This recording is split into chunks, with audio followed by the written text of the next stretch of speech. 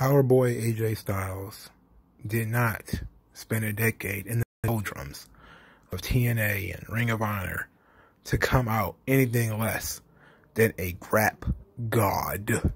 In the Smackdown episode of June 12th, a classic match between Daniel Bryan and AJ Styles took place. I'm not going to gush over the match too much because I want people to go watch it. I don't want to, and I always hate when people are like, it's 5 stars, man. It's 10 stars, man. I hate that. That's so corny.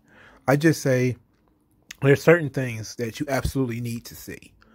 And you absolutely, if you're a fan of the Graps, you need to go and watch AJ Styles versus Daniel Bryan. You absolutely have to do it.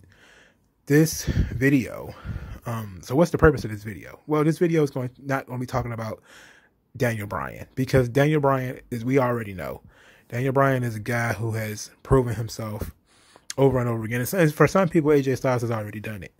But for me, I think that this is a special occasion, because it's almost like WWE took its time with the AJ Styles experiment. They didn't think he would. Well, remember, AJ Styles could have signed to WWE back in 2000 or 2001 when he was in WCW. So this guy had an opportunity to be basically a cruiserweight washout, and he decided to instead to go into the cave. And he just went into the cave and started fighting in the dark. And, it's like when you play a video game, right? When I used to play Final Fantasy and all that type of stuff. These video games, the RPGs. You do your side missions, and then you get back onto the regular path of the game. You're stronger for having done it. You're stronger for having taken those detours. You're stronger for having took your time, and that is what AJ Styles did. While other people were kind of rushing and going to WWE too fast, or they was really trying to get in, AJ took his time. And for some people, they was like, "Oh, 2016. Well, it was too late," or they're just going to waste them or whatever. But I think that you're seeing right now, yes, he is slowed down a step or two. He's over the age of 40, but this is one of the, look, man, I can't put it in words. You have to understand that sometimes people have to grow into the performer that they are, and taking away some of his mobility, I guess you could say, actually did AJ Styles a tremendous credit. And sometimes that's one of the weirdest things, is because when you can't do what you used to, you start doing other things, and you start doing those things quite well. And when AJ started kind of slowing down as a performer, as he got older, he stopped doing so much of the crazy flips and, the spinal tap or spiral tap, whatever the fuck it was called. Stopped doing that type of stuff. His matches got so much better. He didn't rely on his athleticism so much after, after his first couple of years in TNA. But it took him some time to get there, because like I said in the previous video, he didn't have much of a personality. So he was leaning very, very heavily on his athleticism to get him over. He wasn't really a good promo. He talked with that accent. He sounded like a bumpkin. He looked like a babyface bumpkin with that short hair. You remember AJ Styles in TNA. If you're listening to this video, you've probably seen AJ Styles in TNA, and you probably understand that he had fantastic matches in TNA. He really did, but he didn't have any character. He looked sometimes like a kid that was out of place. And then I remember when I really felt bad for him, when they tried to turn him into a fake Ric Flair. And that was so sad, because this guy was already a multiple-time world champion.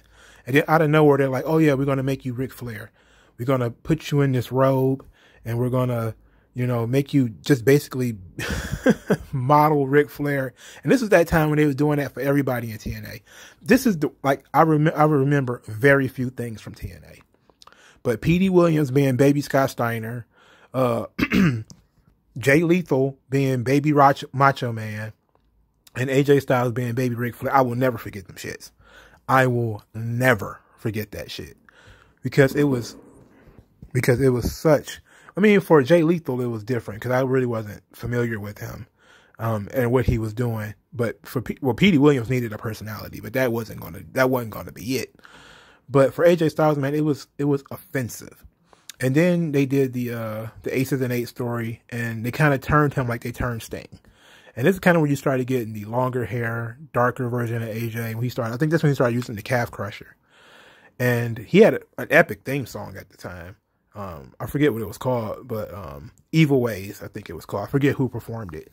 But that TNA turn, I think it was in 2012, was amazing. You know, it was great. And that's kind of when you started seeing AJ kind of grow. You started seeing him actually do something different. He was a lot more aggressive. He was a lot more upfront. You know, he was already fiery as a babyface. He already had that. But he didn't have much to say. He didn't have anything to say. And then it's over. And that's kind of the major thing. It's a major part of promo and personality is what do you have to say? What do you think? You know, how are you expressing yourself on this microphone here? And AJ didn't have shit to say while he was doing flippy shit in TNA, except, you know, I'm gonna beat you, boy, and all that type of stuff. And that was pretty much it. But then when he started getting the edge, he started having something to say. And then, of course, you know, he bounced off of TNA. He went over to the Bullet Club, joined them. That was a ready-made package gimmick. He didn't really have to do too much except, you know, put on great matches because it didn't matter what the hell he said because they didn't understand him anyway. He just got to go over there and do the graps. You know, just go over there and have the matches. That's all you really had to do. So he went over there and beat himself up and, you know, beat the shit out of himself. And I think that's probably what, you know, probably some of the bumps in WWE kind of slowed him down a little bit. But I think that did it, because that definitely did it for Nakamura. Okay, Nakamura was shot when he left Japan. You know, it's like sometimes you do so much, you know, and it's not just these guys. You know, WWE has a way of, you know, plucking guys out. And then the guy's overripe. And you know what I mean? Like when they hired the Junkyard Dog and he was overweight, or they hired, you know, Dusty and he was over the hill, or, you know, Harley Race and he was over the hill. Sometimes WWE picks a guy and he's too young, and, you know, they don't know what to do with him because he's so young and inexperienced, like, you know, Cody or somebody like that. But then sometimes you get somebody and they're just a name to put on the roster. And you thought that for sometimes that AJ Styles might have been one of those guys. You know, and his first feud, you know, was Chris Jericho. It was okay. And then it kind of kicked into high gear, especially when he turned heel. And then you started seeing, like, AJ Styles is really, now they're giving him something to say. You know, he's having amazing matches because we know he could do that. But he really didn't have anything to say. You know, up until, you know, his WWE run, they started feeding him stuff, you know. Here's what you need to say. Here's how you need to react. Here's how your character needs to express himself. And he was able to take the ball and run with it. And I think tonight, June 12th, 2020, more so than when he won the title, the WWE Championship the first time, I think now more than even then, AJ Styles has come, you know, has done the complete 180. And I think that he has finally been a dude that you can't really even deny his greatness anymore. And that's the difference between, I think, your legends and your guys who are, you know, good grapplers and good wrestlers or whatever. Is the difference is, can they do it across different promotions? And some of the people that I would consider to be, you know, the best wrestlers ever, with the exception of Shawn Michaels probably, have done it across multiple promotions. And I'm talking like by themselves, multiple promotions. You know, Hogan, you know, he made his bones in AWA. You know, they didn't make him the champion, not officially anyway. But that's where he got his start. You know, well, that's not where he got his start. That's where he got his start as far as the main event talent. And, you know, Randy Savage, you know, Sting. Because Sting, you know, he had to, you know, survive WCW. Then he went and kind of helped make TNA what it is. But when you're like on that level, when you're one of those guys where they can just put you, or when you're a guy, even if you're a WWE sort of quote unquote creation, and they can just put you anywhere on the card and you can deliver.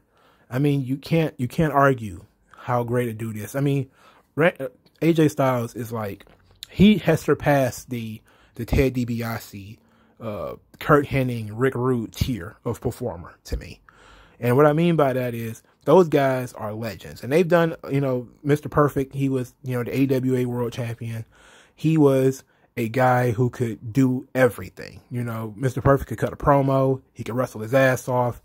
But he wasn't a money talent. You know, he wasn't the guy who could, that was his only weakness, is that he couldn't draw money. But AJ Styles can draw money, you know, and he can talk, and he can work, and he, you know, he brings different things, you know, to the game as far as his body of work is concerned. Like, it's not all ground. He can do he did the air stuff when he was a kid. He can do the character stuff. He can do the mat based stuff. He can just do it. You know, he was one of these motherfuckers that was just like born to do it. And that's rarefied air, dog. And you know, Daniel Bryan is one of those guys too. It's like, I'm not sure if it's pure talent or if it's just, you know, the work ethic. And maybe one day I'll sit down and try to go through it and see, like, which could it be? Could it be like some people just have it, or does some people work at it to so hard that they kind of force it on themselves? Like, you know, CM Punk is one of those guys where he wasn't a natural athlete. He just had to work at it really hard. And there's something to be said about that. But some people are just naturally, they just get it. Like AJ Styles got it so fast, especially in the WWE where it takes forever for some people to really understand what they want from you, you know, and AJ got it. He just kind of understood immediately. That's why they put him in the matches with John Cena and all this type of stuff. He works a safe style. He didn't work a destroying himself style. He didn't have a huge fucking ego like, I'm AJ Styles, why am I putting over Roman Reigns? It just wasn't like that. You know what I'm saying? And you can see, like, they have welcomed him with open arms. And every year, no matter how many times people have said, well, AJ lost a step, AJ ain't got it no more. Every year, at least once a year, AJ Styles takes it to the next level. He does something better than he would have been able to do it before. And this year, just alone, he just had this classic match with Daniel Bryan on Smackdown. But he also had the Boneyard match at WrestleMania this year, WrestleMania 36. He is, you know, he is carrying the load right now. You know, it's amazing, dog. He's not, you know, latched on to anybody else's gimmick right now. He's doing pure AJ Styles. You know, like, and that's why I think his WWE run is probably going to end up being better than the New Japan run. Because in the New Japan, man, he was, you know, trapped doing Bullet Club stuff, and that was somebody else's shit. You know, somebody else started that shit, and he just kind of jumped on and, you know, rode with the group. You know, he just ran with the pack, and, you know, he had a better personality and all that type of stuff, but he didn't really have to do it himself. He didn't really have to carry it himself. But when he came to WWE, there was no Bullet Club. He had to do it himself, and that was before Gallows and Anderson came in, and he was doing it. You know, he was getting it over, man. It was like, I don't know what else to say. Like, Daniel Bryan and AJ Styles really put on a clinic. I am uber impressed with AJ Styles, and he's on one of my greatest of all time lists. Now, where do I put him on the list? I'm not sure. That list will change depending on, you know, the day of the week, because I don't want to be like, have recency bias, which is, you know, the most recent thing is the best thing. And that's kind of that's why I didn't want to talk about the match too much, because when I say he's better than Kurt Hennig, I'm thinking like, okay, you know, Daniel Bryan and AJ Styles, you can compare that to Bret Hart and Kurt Hennig. You can compare, that's the best match Mr. Perfect ever had. He's had great matches. That's the best match he ever had. And I'm not sure that Daniel Bryan and AJ Styles is the best match either one of them has had. But it's certainly the best wrestling match this year. It's certainly the best wrestling match probably of the last 2 years. I'm talking pure wrestling match, especially in WWE, probably the best wrestling match in 2 or 3 years. Now, I keep going a year extra, right? But I can't really think of the last time. You know, I was really excited about the Fight Pit because it was a different concept. It was really different. It was really exciting.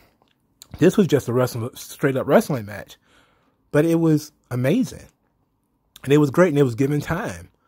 So, I mean, every year AJ Styles is taking it to the next level. I don't see how you can disrespect this man. I don't see how you can say this man doesn't deserve to be one of the greatest of all time. You know, I don't see it. I think that he's up there now. I think that he's in that space. He's in that conversation with your Shawn Michaels and your Randy Savage and you know, and for some people, Eddie Guerrero is up there. For me, Rey Mysterio is up there. I know I get a lot of shit for my love of Rey Mysterio, but fuck y'all. Fuck y'all. I love Rey Mysterio. But, you know, he's just up there. He's in that conversation of a guy who can do it. on any part of the card. He can do the comedy shit, even though he hasn't been asked to do a lot of it. But, you know, he can do it. And he's dedicated himself to doing it. And he did it without a chip on his shoulder, without having an attitude, and without, you know, kicking up, banging up steam. I mean, this shit with CM Punk is kind of recent. And, you know, him breaking some guy's neck, which I kind of forgot. You know, he did break a couple of people's necks. You know, Yoshitatsu wanted to die after, you know, AJ Styles broke his neck. But I'm sure that was an accident, right? That was an accident. But what do you guys think about AJ Styles? Let me know in the comment section. What do you think of this match between AJ Styles and Daniel Bryan? Let me know in the comment section. I'll talk to you guys later.